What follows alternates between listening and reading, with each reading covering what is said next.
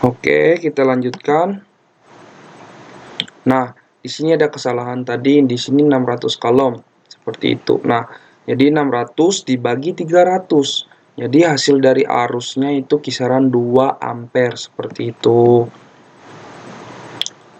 Nah, jadi arus tadi kan satuannya ampere, makanya hasilnya 2 ampere. Jadi, di sini muatan 600 kolom mengalir selama 5 menit, itu berapakah kuat arus yang mengalir?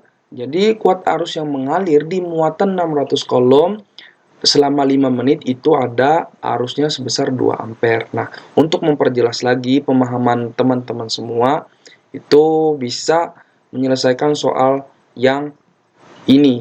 Nah, di sini kan ada yang B-nya itu muatan 250 kolom selama 25 detik. Nah, jadi ditulis diketahuinya berapa, ditanya berapa, dan juga dijawabnya berapa. Nanti untuk ini ada penilaian khusus. Jadi ini ada nilainya. Jadi silahkan kepada teman-teman semua itu dijawab ya untuk soal seperti ini. Oke, masuk yang kedua yaitu adalah hukum Kirchhoff, di mana hukum Kirchhoff ini merupakan menyatakan bahwa pada suatu titik arus listrik yang masuk sama dengan arus listrik yang keluar seperti itu. Nah, di sini ada gambar sebuah rangkaian arus listrik. Ada 5 cabang seperti itu.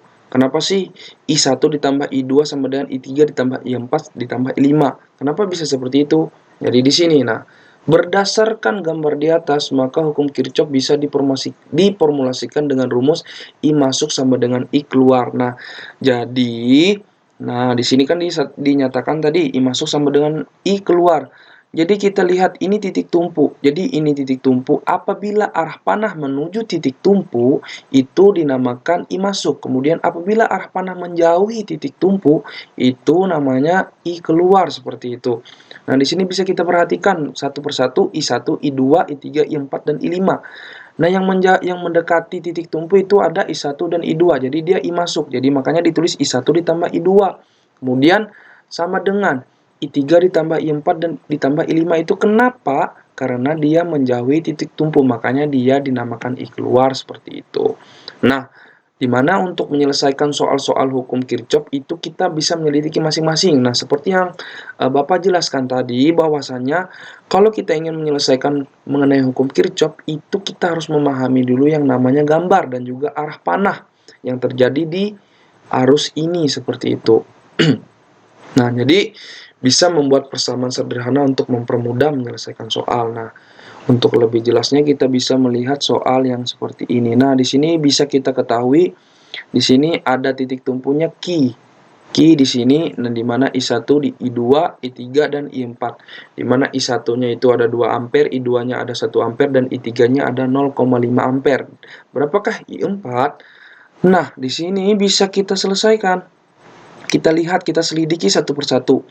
Untuk I1 apakah dia menuju ke titik tumpu, dan I2 apakah menuju titik tumpu, dan I3 apakah menuju titik tumpu, dan I4 ini apakah menuju titik tumpu.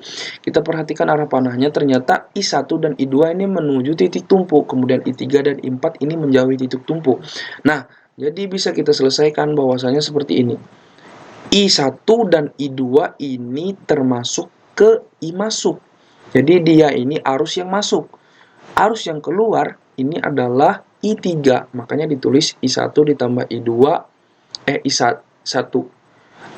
Di I1 tadi ada arusnya 2 ampere, kemudian di I2 itu ada 1 ampere, nah di I3 0,5 ampere, dan I4 ini yang ditanya. Nah, ini bisa dijumlahkan karena ini sejenis, bisa dijumlahkan 1 tambah 2 jadi 3 ampere sama dengan 0,5. Ini kan kenapa nggak bisa diselesaikan? Karena ini tidak sejenis, makanya tetap ditulis. Kalau yang tidak sejenis tetap kita tulis.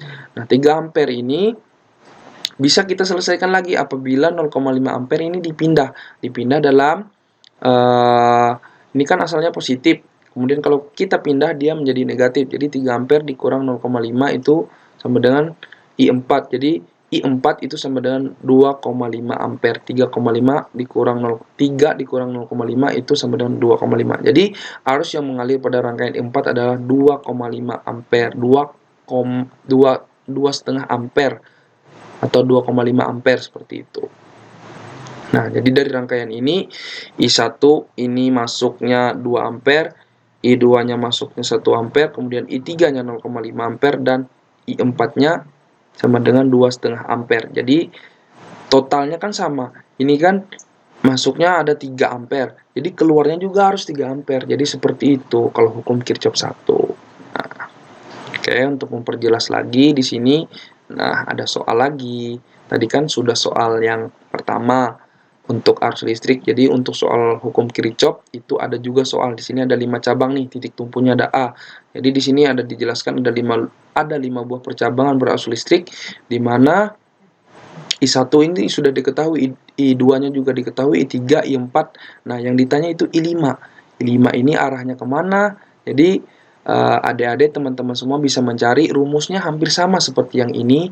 Jadi bisa dianalisis satu persatu nih. Jangan lupa arah panahnya dianalisis. Jadi bisa kalian pahami seperti itu. Nah, mungkin untuk pembelajaran hari ini Bapak cukupkan sampai di sini, yaitu arus listrik dan juga hukum Kirchhoff 1. Jadi kita akan bahas satu persatu untuk materi listrik dinamis. Nah, jadi ada 2 soal. 2 soal ini dikerjakan dan dikumpulkan. Nanti akan Bapak kasih link untuk pengumpulan jawaban dari soal tersebut. Oke, mungkin sekian pembelajaran kita hari ini. Bapak ucapkan terima kasih atas perhatiannya. Wabillahi taufiq wal hidayah. Wassalamualaikum warahmatullahi wabarakatuh.